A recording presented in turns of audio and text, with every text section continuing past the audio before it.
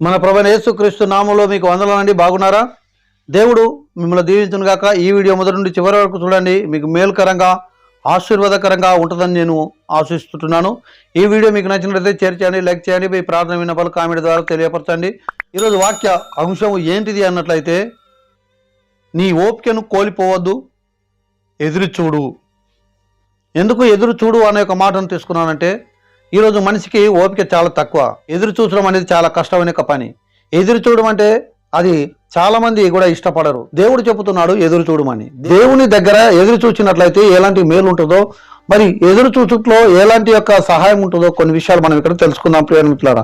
ఇక్కడ చూసినట్లయితే మనం ఎదురు చూడాలి. ఎదురు చూచి ఓపికతో మనం ఎదురు చూసినట్లయితే ఖచ్చితంగా దేవుడిచ్చే యొక్క సహాయాన్ని మనం పొందుకుంటాం. ఎదురు చూసిన యొక్క వ్యక్తులను మనం మొదటిగా చూసినట్లయితే, మొదటిగా నోహాబు 120 సంవత్సరాలు దేవుని యొక్క మాట కొరకు ఎదురు చూచాడు. 120 సంవత్సరాలు ఆయన ఓడ చేసుకోమని చెప్పిన తర్వాత ఓడ చేసుకోవడం మొదలుపెట్టాడు. ఆ ఓడ 120 సంవత్సరాలు ఆ ఓడను తయారు చేశాడు.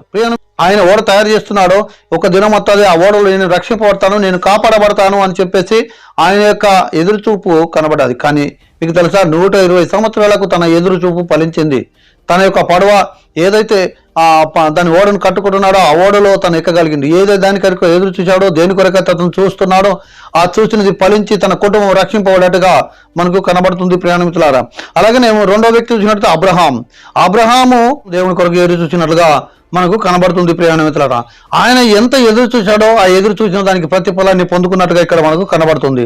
మూడో వ్యక్తి అయితే మరి యోసేపు 13 సంవత్సరాలు తన ఏదైతే కలగన్నాడో ఆ కలగన్న దాని కొరకు, ఆయన రాజు కావాలని కలగన్నాడో ఆ కళ నెరవేర్చబడ్డ కొరకు, తాను రాజు అవ్వడం కొరకు 13 సంవత్సరాలుగా యోసేపు ఎదురు చూసినట్లు మనకు కనబడుతుంది. నాలుగో వ్యక్తిగా మనం చూసినట్లయితే మోషే మరి 40 సంవత్సరాలు మరి ఎదురు చూసినట్లుగా మనం చూస్తున్నాం. 40 సంవత్సరాలుగా దేవుని యొక్క పని కొరకు, దేవుని కొరకు ఎదురు చూశాడు. ఎందుకంటే తాను మోషే ఇంట్లో పెరిగినప్పటికీ, తాను పరో ఇంట్లో పెరిగినప్పటికీ కూడా ఆ పరో ఇంట్లో ఉండి తను ఒక ఉన్నత మరి దేవుని కలుసుకోవడం కొరకు, దేవుని యొక్క పని చేయడం కొరకు, దేవుని వాడిగా మారడం కొరకు 40 సంవత్సరాలు ఎదురు చూశాడు.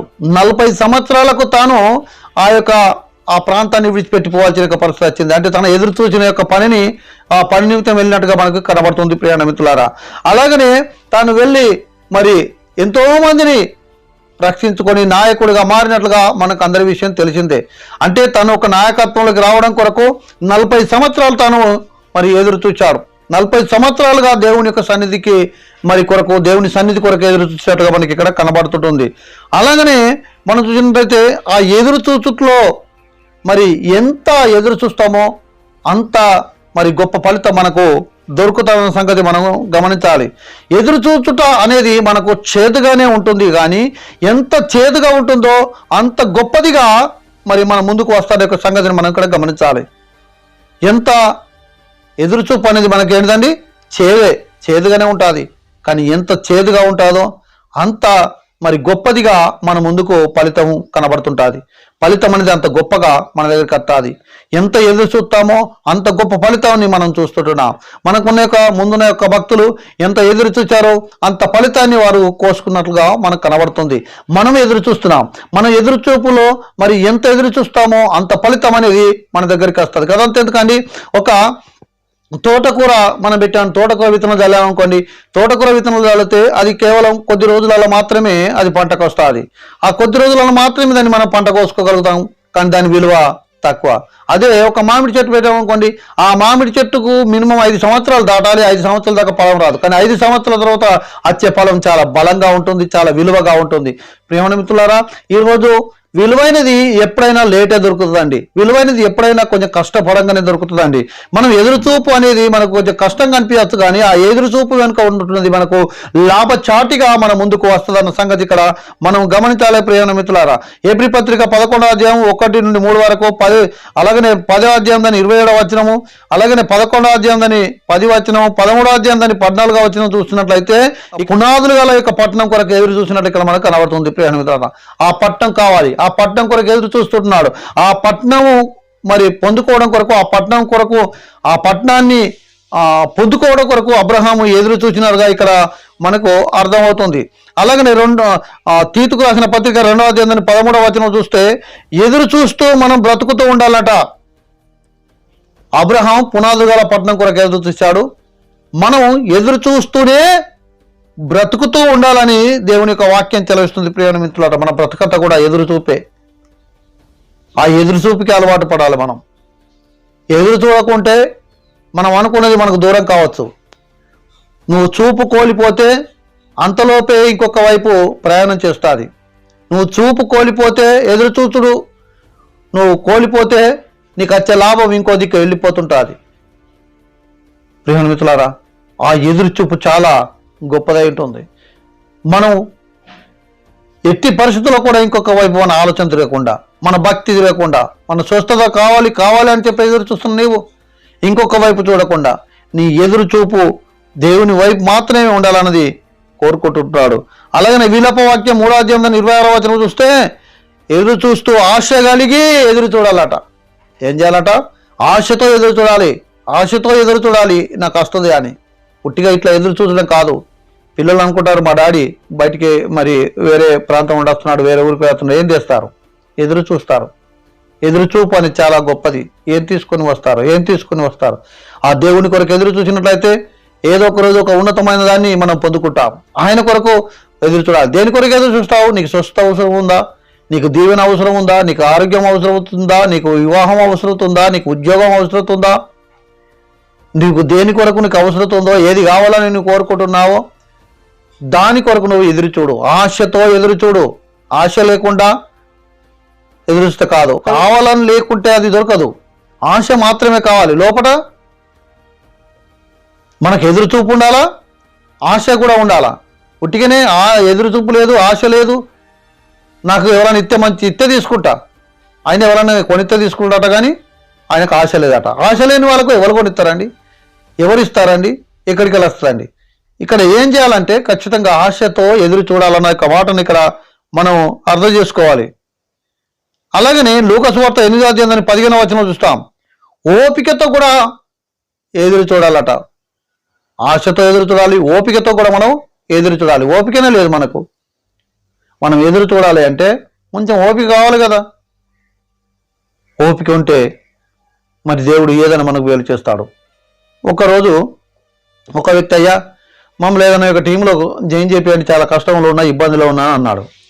ఆ వ్యక్తికి నేను ఇంకొక వ్యక్తితో మాట్లాడేసి, ఆ వ్యక్తికి మరి చాలా ఆర్థికంగా ఇబ్బంది ఉంది, మరి నేనైతే చేయలేని పరిస్థితిలో ఉన్నాను, కానీ చేసే వాళ్ళని చూపించాలి కదా అని వేరే ఆ వ్యక్తి దగ్గరికి నేను తోలిచ్చాను.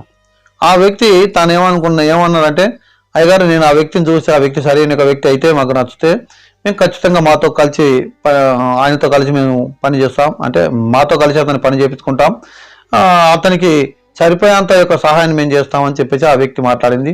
ఓకే మీరు చూడండి అని చెప్పాం. ఈ వ్యక్తి అక్కడికి పోయాడు. పోయినాక వెంటనే మాట్లాడుతున్నాడు. ఆయన మాట్లాడుతున్న మాట, ఆమె చెప్తున్న మాట, పోయినాక వెంటనే ఎంతసేపు మీటింగ్ ఉంటుంది, ఇంకెంతసేపు నాకు వేరేకెళ్ళి వెళ్ళాలి, నాకు ఈ పని ఉంది, నాకు ఆ పని ఉంది అనుకుంటా మాట్లాడడం మొదలుపెట్టిందట. మాట్లాడడం మొదలుపెట్టిన తర్వాత చివరికి కొంచెంసేపు దానిలో మీటింగ్లో కూర్చున్నాడు. ఆయన ఆగుతలేడు, అతను గుర్రం ఎక్కి వచ్చినట్టుగా, ఇక నేను తిరిగి వెళ్ళాలి అన్నట్టుగానే చూస్తున్నాడు. ఆ వ్యక్తి కొంచెం ఉండి చివరికి కనీసం టీఏ కూడా ఇచ్చే సమయంలో, టీఏ ఇచ్చేదాకా కూడా ఆగుతలేడు. ఆ యొక్క ఇచ్చే యజమాని అక్కడ లేడు, పైసలు ఇచ్చే ఒక వ్యక్తి ఇంట్లో ఉన్నాడు. ఆ వ్యక్తి వచ్చేదాకా ఆగల, కొంచెం ఆగాని మీరు అన్నం తినిపోండి ఆయన అని చెప్పితే ఈయన కొంచెంసేపు కూడా ఆగలేదు, ఆ టీఏ కూడా తీసుకోలేదు, తిరిగి వెళ్ళిపోయాడు. ఇప్పుడు ఈయన పోయిన పని ఏంటిది? అందులో ఉండి అందులో వర్క్ చేస్తూ తన బ్రతుకు ఉపాధిని కలిగించుకోవడం కొరకు అక్కడికి వెళ్ళాడు. తనకు ఎంత మట్టుకు ఓపిక ఉంది? ఒక్క నిమిషం కూడా నిలబడలేని ఓపిక ఉంది. ఆ ఓపిక లేదట, కానీ ఇతనికి మాత్రం డబ్బు ధన సంపదన మాత్రం కావాలట. ప్రేమ మిత్రులారా, ఆ వ్యక్తి ఏమన్నా తెలుసా? ఏమయ్యా యశ్వంతుని పంపించినావు నువ్వు, నాకు ఫోన్ చేసి యశ్వంతుని పంపించినావు, కొంచెం కూడా ఓపిక లేదు అతనికి.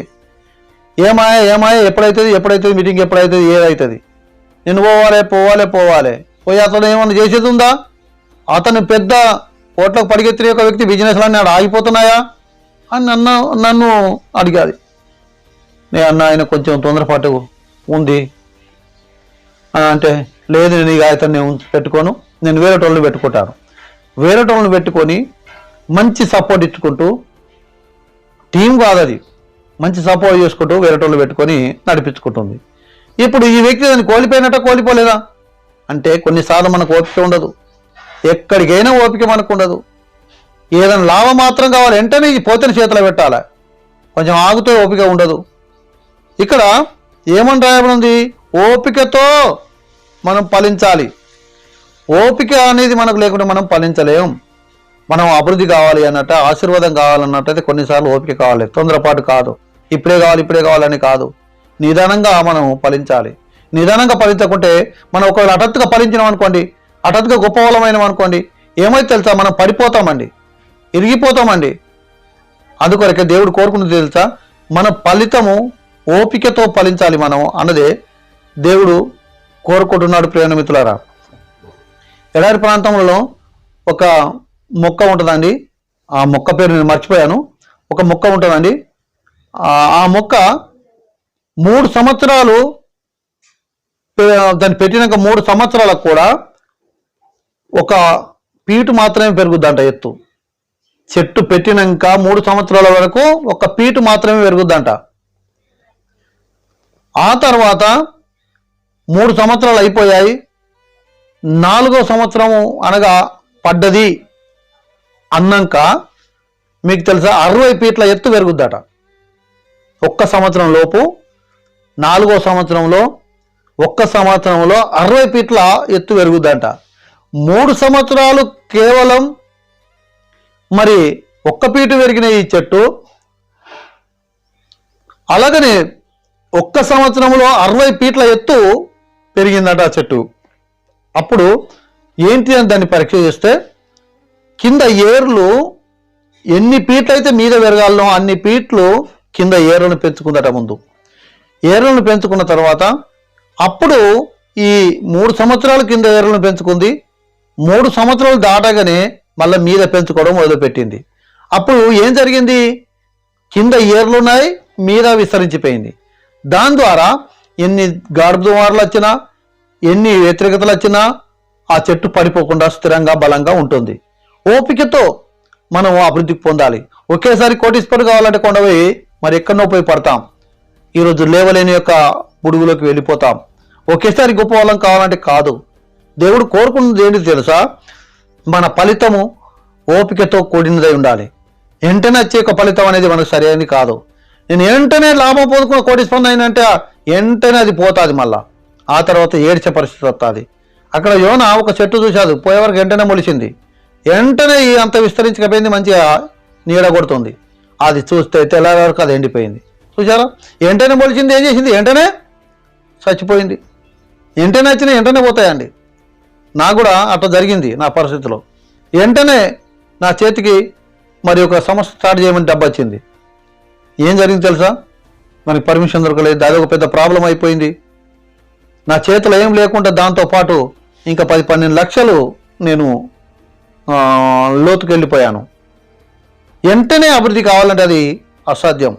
మన అభివృద్ధి, మన ఆశీర్వాదం అనేది ఎట్లా ఉండాలి అంటే కొంచెం నిదానంగా మనకు కావాలి. మనం వెంటనే మనం అభివృద్ధి కాలేం. ప్రియమైన మిత్రులారా, ఓపికతో మనం ఏం చేయాలంట? ఓపికతో ఫలించాలన్నదే దేవుడు కోరుకుంటున్నాడు. అలాగనే ఏప్రిల్ పత్రిక 12వ అధ్యాయము దాని 2వ వచనంలో చూస్తాం. ఓపికతో పరిగెత్తాలి మన పరుగు పందెంలో. ఓపిక అనేది లేకుంటే పరుగు పందెంలో నువ్వు గెలవలేవు, ముందుకు వెళ్ళలేవు. ఓపిక అనేది చాలా మనకు అవసరం అనే అక్కడ సంగతి మనకు కనబడుతుంది. యాకోబు పత్రిక 5వ అధ్యాయం దాని 7వ వచనంలో చూస్తే తొలకరి వాన కొరకు వ్యవసాయకుడు ఏ రీతిగా అయితే ఎదురు చూస్తాడో అదే రీతిగా మనం కూడా ఎదురు చూడాలి. తొలకరి వాన పడుతుంది, ఇగో వ్యవసాయకుడు ఏం చేస్తాడంటే సంవత్సరం కాగానే, ఈ వర్షకాలం రాగానే ఇక వానల కొరకు ఎదురు చూస్తాడు. ఇత్తనాలు సిద్ధం చేసుకుంటాడు, అక్కడ దున్ని సిద్ధం పెడతాడు, అన్ని సిద్ధం పెడతాడు. వర్షం పడితేనే వేసేయాలి. చూడండి ఎంత విశ్వాసం. ఆ వర్షం రాకున్నా కానీ వర్షం వెంటనే పడంగానే విత్తనం వేయాలన్న ఉద్దేశం కొద్ది ఆ వ్యక్తి ఏం చేస్తాడు? దున్ని పెట్టేస్తాడు. ముందే అంత సిద్ధం చేసుకుంటాడు. విత్తనాలు కొనకొచ్చి అక్కడ పెట్టి ఉంచుతాడు, మందులు కొనకొచ్చి అక్కడ పెట్టి ఉంచుతాడు, అన్ని సిద్ధం చేసుకుంటాడు. ఇక ఎదురు చూస్తాడు. ఈరోజు మనం ఏంది ఎదురు చూస్తాం అనుకున్నది? ఏమిటి ఎదురు చూస్తాం? మన పనులన్నీ పూర్తి చేసి ఎదురు చూస్తామా? కాదండి. అప్పుడు వచ్చి ఆ పని అయినాక అప్పుడు మొదలు పెడతాం మళ్ళీ మన పనులన్నీ. ఒక మీటింగ్ పెట్టాలనుకోండి, ఆ మీటింగ్ ఏం చేసి తెలుసా? అయ్యగారులు వచ్చినాక, మంది అందరూ వచ్చినాక మరి కోడి కదా గుడ్డుకు ఎంకులాడినట్టుగా చాలామంది అలాగనే వెతుకుతారు. అలా కాదండి దేవుడు కోరుకుంటున్నది. మనం వెతకాలి, మనం ఎదురు చూడాలి. ఏది పని పూర్తి చేసి ఎదురు చూడాలి. మనం చేయవలసింది చేసినాక ఎదురు చూడాలి. దేవుని కొరకు ఎదురు చూడాలి. ఈ వ్యవసాయకుడు ఆ వర్షము ఎప్పుడవుతుందో తెలియదు కానీ ముందే సిద్ధం చేస్తూ పెట్టుకున్నాడు. కానీ వర్షం రాకుండా మానుతాడా? విత్తనం వేయకుండా ఉంటాడా? తప్పకుండా ఏదో ఒక దినం విత్తనం వేస్తాడు. మనం కూడా అంతేనండి. దేవుని ఆత్మ కొరకు, దేవుని ఆశీర్వాదం కొరకు, దేవుని అభివృద్ధి కొరకు, దేవుడిచ్చే స్వస్థత కొరకు ఏదాని కొరకు అయితే నువ్వు ఎదురు చూస్తున్నావో ఆ ఎదురు చూసేదాని కొరకు ఖచ్చితంగా నువ్వు చేయవలసిన పనులన్నీ పూర్తి చేసిన తర్వాతనే ఎదురు చూడు. నీ మారు మనసు పూర్తి అయిన తర్వాతనే ఎదురు చూడు. నువ్వు మారు మనసు లేదు కానీ నాకు కావాలని అంటే దేవుడు ఇస్తాడా? నువ్వు ఇంకా సరిగ్గా మారం లేదు కానీ దేవుడు నన్ను స్వస్థపరచమని స్వస్థపరుస్తాడా? ఇంకా నీలో ఉన్న అవిశ్వాసం అట్లే ఉంచుకున్నావు, నాకు స్వస్థ కావాలంటే స్వస్థపరుస్తాడా? వ్యవసాయకుడు ఎదురు చూసినట్టుగా విశ్వాసంతో నువ్వు ఎదురు చూడు. ఒక దినం ఉన్నతమైన యొక్క ఆశీర్వాదాన్ని నువ్వు కోరుకుంటావు. నువ్వు ఎదురు చూచుట్లో నీకు ఎంత ఓపికతో ఎదురు చూస్తావో అంత మంచిది. వ్యవసాయకుడు ఎదురు చూసినట్లుగా నీ జీవితాన్ని కొనసాగించుకోమని చెప్పి నీతో మనవి చేస్తున్నాను. అలాగనే గలతీయులకు రాసిన పత్రిక 6వ అధ్యాయం 9వ వచనం చూస్తే, నువ్వు ఎదురు చూసుకుంటూ ఉన్న వ్యక్తి గనక నీ యొక్క ఓపికను, నీ సహనమును నువ్వు కోల్పోలేదు గనక నిన్ను చూస్తున్న ఆ దేవుడు తప్పకుండా నీ ముందుకు ఒక ఆశీర్వాదాన్ని తీసుకుని వస్తాడు, ఒక దినాన్ని తీసుకుని వస్తాడు. గలతీ 6:9 చూస్తున్నాం, తగిన కాలమందు నువ్వు పంటకు వస్తావు. తగిన కాలం, నువ్వు అనుకున్న కాలం వేరు, దేవుడు అనుకున్న కాలం వేరు. దేవుడు అనుకున్నది తగిన కాలం, నువ్వు అనుకున్నది తొందరగా కావాలనే కాలం. తగిన కాలంలో పంట కావాలా? నువ్వు అనుకున్నప్పుడు కాదు, నువ్వు అనుకున్నప్పుడు స్వస్థ కాదు. దేవుడు అనుకున్నప్పుడు మాత్రమే జరగాల.